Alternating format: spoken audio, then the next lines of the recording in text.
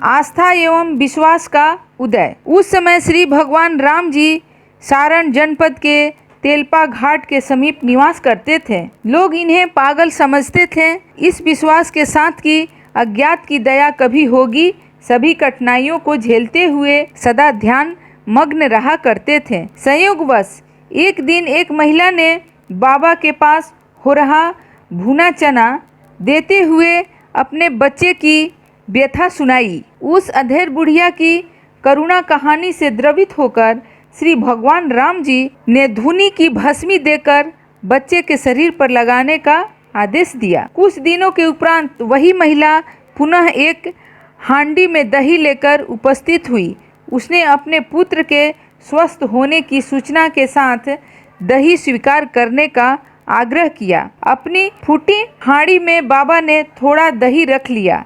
इस घटना ने उन्हें उनके मन में अज्ञात के प्रति आस्था एवं विश्वास दृढ़ कर दिया। एकांत साधना। गंगा सोन के संगम के किनारे कांस के जंगलों में श्री भगवान राम जी ने बहुत दिनों तक एकांत साधना की। उस काल में अनेक प्रकार की कठिनाइयों का सामना उन्हें करना पड़ा। बाबा के ही शब्दों में उस समय मुझे पूर्ण तृप्ति प्राप्त होती थी। कभी कभी रोमांच हो जाता था। जंगली जानवर मुझे देखकर भाग जाया करते थे। तब मुझे विश्वास होता था कि ये हिंसक नहीं हैं। उस समय मेरे पास एक फूटी हांडी, कमर तक लंबा डंडा, वस्त्र में एक लंगोटी, 2.5 गज कफन के सिवाय कुछ नहीं था। संध्या होने पर उस कांस को एक ओर पकड़कर दूसरी ओर बांध देता था और सफाई कर विश्राम करता था।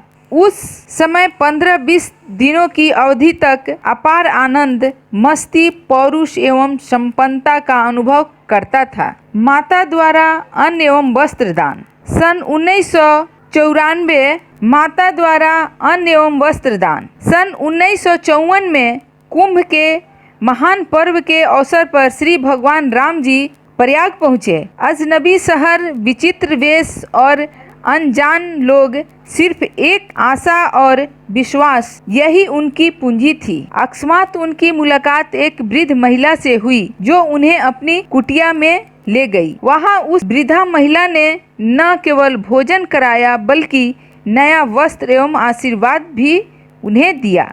माता द्वारा प्रदत्त यह दान उनका जीवन संबल बना। फिर कभी किसी चीज की कमी नहीं हुई। महडौरा की शमशान साधना। गंगा तट भ्रमण के दौरान श्री भगवान राम जी ने महडौरा शमशान में झोपड़ी बनाकर शमशान साधना की। वह शमशान एक जागृत शमशान है जहां अनवरत चित प्रज्वलित रहती है। बाबा वहां सदा साधना रत रहते थे। लोग औघड़ साधु समझकर उनसे भयभीत रहते थे और उनके पास आने से डरते थे।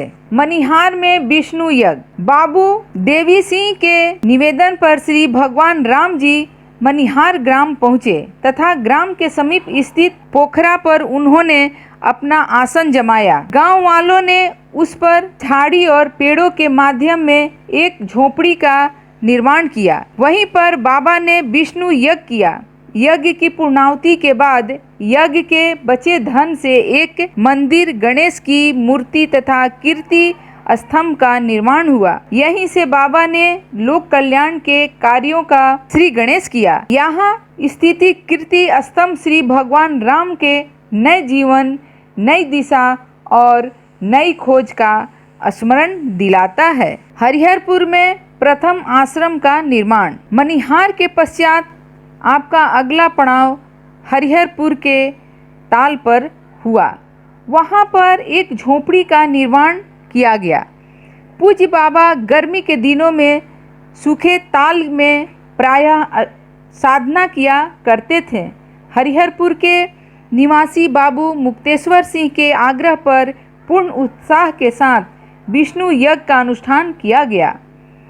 यज्ञ की समाप्ति पर भूमि की स्वामिनी श्रीमती मनिका राजी देवी ने उस विश्वा भूमि को सहर्ष आपके चरणों पर समर्पित कर दिया।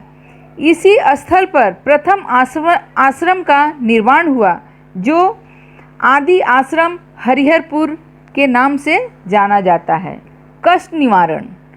हरिहरपुर आश्रम पर आपने उनके दीन दुखियों के कष्टों का निवारण किया। वहीं पर ताजपुर के मेवा सिंह जो चलने फिरने में असमर्थ थे, बाँह पकड़कर बाबा ने खड़ा कर दिया। गुप्त साधना। गुप्त साधना। श्री भगवान राम जी ने अपनी युवावस्था में ही विंध्य पर्वत श्रेणी स्थित भैरव कुंड के ऊपर चट्टानी गुफा में निवास कर बहुत काल तक एकांत साधना की। यह स्थान अत्यंत भयावह प्रतीत होती थी। बाबा की साधना के पश्चात यह स्थान निरापद, दर्शनीय एवं रमणीय बन गया है। यहाँ बाबा की मुलाकात जसपुर के राजा श्री विजय भूषण सिंह जूदेव जी से हुई थी। गिरनार यात्रा। पूज्य बाबा ने औघड़ों के प्रसिद्ध तीर्थ स्थल गिरनार के न केवल दर्शन किए बल्कि औघड़ संप्रदाय के आदि संस्थापक भगवान दत्तात्रेय जी का प्रसाद ग्रहण कर उनकी कृपा भी प्राप्त की।